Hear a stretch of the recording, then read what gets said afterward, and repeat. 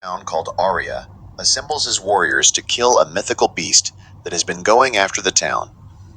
Hundreds of years after the fact, in an alternate town, Elodie, the girl of a ruler, is giving warmth and food to individuals in their cruel and cold town. Ruler Bayford gets a proposition of marriage from Sovereign Isabel of Aria for Elodie.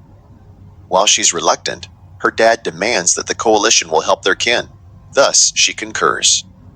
Upon their appearance, their family is dazzled by the glory of the royal residence. Elodie is accompanied to her room, and from her gallery, she wonders about the view. She meets the sovereign and ruler, Henry, the following day, and they are dazzled by her elegance and mind. Elodie and Henry take a walk so they can get to know one another. She finds that he shares her enthusiasm and craving for voyaging. After an endeavor to familiarize herself with the sovereign gets repelled, woman Bayford's stepmother of Elodie gets a terrible inclination about the wedding and the family. Around evening time, she lets Elodie know that this is an error. There's actually time to alter her perspective. However, Elodie chooses to proceed with the wedding. After the wedding, Elodie and Henry take a chariot to the mountains, where a gathering wearing gold covers anticipate. The sovereign recounts the narrative of the winged serpent and how the Lord was given his opportunity in return for 3 of his girls. Thus started a custom of forfeiting people for harmony. The sovereign cuts both Elodie's and Henry's palms, and they hold hands, so his illustrious blood is on her.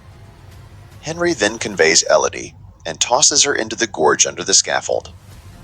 Elodie shouts out for help, arousing the mythical serpent, who pursues her into a cavern and inhales fire into the cavern, consuming Elodie's legs simultaneously. The mythical beast appears to partake in the pursuit and passes on her to watch out for her injuries. In the wake of tumbling down a passage, Elodie finds a piece of the cavern shrouded in gleam worms. She gathers them on her sleeve to use as a wellspring of light. Close by, she tracks down a lake, yet the water is dinky. She sees icicles above, which are taking care of water into the lake, and holds her mouth open so water trickles into it. The winged serpent returns, making the ice liquefy, and blows fire at Elodie. She runs, getting away into a cavern where the mythical serpent can't contact her. In this cavern, she sees the names of the relative multitude of past princesses cut into the stone. As she rests, Elodie dreams about the ones who likewise concealed in this cavern. One of them draws a guide of the labyrinth on the wall, while another, Victoria, tells her it is each of the in untruth. Elodie stirs and finds the slugs have restored her consumed wound.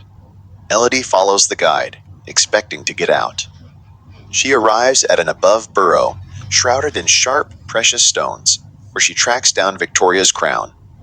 Involving the gems as edges, she scales the passage to an arrival where there is an opening, uncovering that she is on the mountain and can't escape from that point.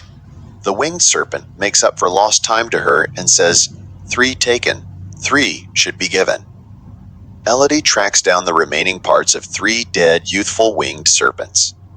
It is uncovered that the sovereign deceived her.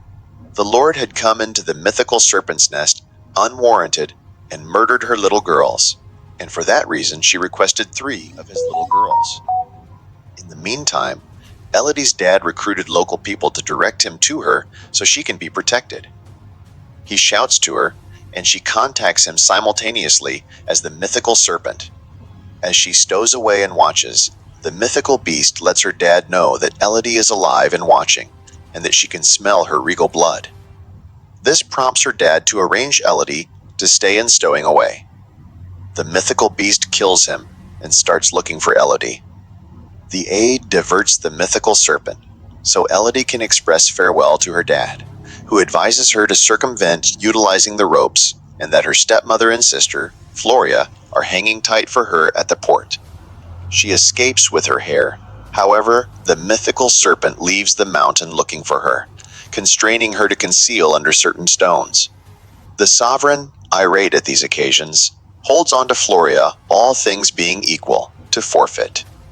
In the first part of the day, when Elodie contacts her stepmother, woman Bayford tells her that they took Floria. So she embarks to save Floria, following her means from her most memorable time in the cavern. She explodes some shield, making an interruption so she can save Floria from the den. In any case, the mythical serpent gets up to speed to her, and a searing battle follows. Similarly, as Elodie is going to surrender, she feels the spirits of the lost princesses with her and incites the mythical beast to blow fire.